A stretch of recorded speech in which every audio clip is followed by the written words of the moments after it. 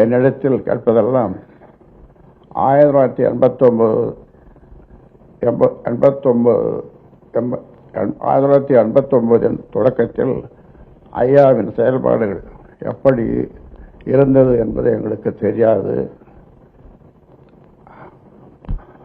கட்சி மற்றும் சங்கத்தின் புதிய தலைமுறையினர் எனது தலைமையின் கீழ் சிறிது காலம் பணியாற்ற வேண்டும் என்ற அன்பு கட்டளையின் பேரில்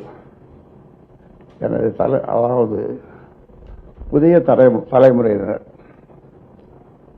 எனது தலைமையின் கீழ் சிறிது காலம் பணியாற்ற வேண்டும் என்ற அன்பு கட்டளையின் பேரில் அதனை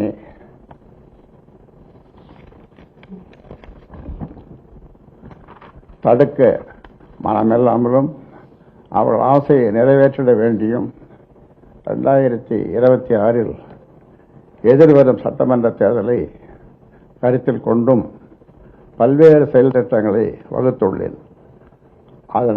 அதனை செயல்படுத்த வேண்டி கட்சி அமைப்பில் சில மாற்றங்களை செய்ய வேண்டும் என கருதி எனது முழு மனதுடன் இந்த அறிவிப்பை நான் இன்று வெளியிடுகிறேன். அதாவது 10/4/2025. இதன் அடிப்படையில் பாட்டாளி மக்கள் கட்சி அரசியல் இயக்கத்தை தொடங்கிய நிறுவனர் ராமதாஸ் ஆகிய நான் நிறுவனர் என்பதோடு பாட்டாளி மக்கள் கட்சியின் தலைவர் பொறுப்பையும் நானே எடுத்துக் கொள்ளுகிறேன். தேர்தலின் வெற்றிக்காக அயராது உழைக்க வேண்டும் என்ற நோக்கில் பாட்டாளி மக்கள் கட்சியின் தலைவராக பொறுப்பு வகித்து வரும் மருத்துவர் அன்புமணி ராமதாஸ் பாட்டாளி மக்கள் கட்சியின் செயல் தலைவராக நியமனம் செய்கிறேன். பாட்டாளி மக்கள் கட்சியின் செயல் தலைவராக நியமனம் செய்கிறேன்.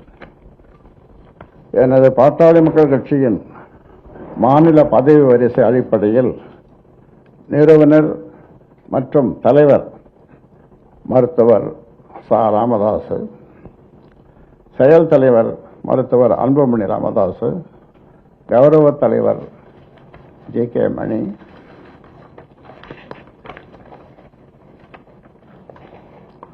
பொதுச் செயலாளர் வடிவேல் ராமணன், பொருளாளர் திலகபாமா, மாநில துணைத் தலைவர்கள், துணை பொதுச் செயலாளர்கள், அணி பொறுப்பாளர்கள் உள்ளிட்ட அனைத்து பொறுப்பாளர்களும் தற்போது உள்ளவாறே அமைப்பு ரீதியாக செயல்படுவார்கள்.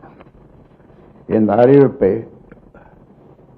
ஏற்று பாட்டாளி மக்கள் கட்சியினர் ஒன்றுபட்ட உணர்வோடு தீவிரமாக செயல்பட்டு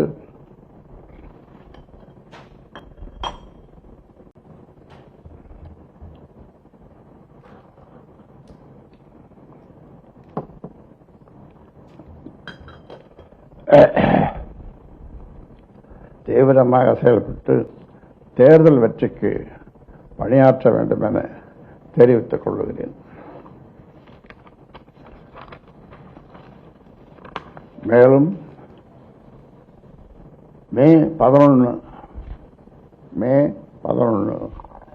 மாமல்லபுரத்தில் நடைபெறும் வன்னியர் இளைஞர் பெருவிழா மாநாடு இதுவரை கண்டிராத அளவிற்கு மாபெரும் வெற்றி மாநாடாக நடத்திட மாநாட்டு குழு தலைவராக நியமனம் செய்யப்பட்டுள்ள மருத்துவர் அன்புமணி ராமதாஸ் அவர்களோடு இணைந்து ஒன்றுபட்ட உணர்வோடு உழைக்க வேண்டும் என தெரிவித்துக் கொள்கிறேன்.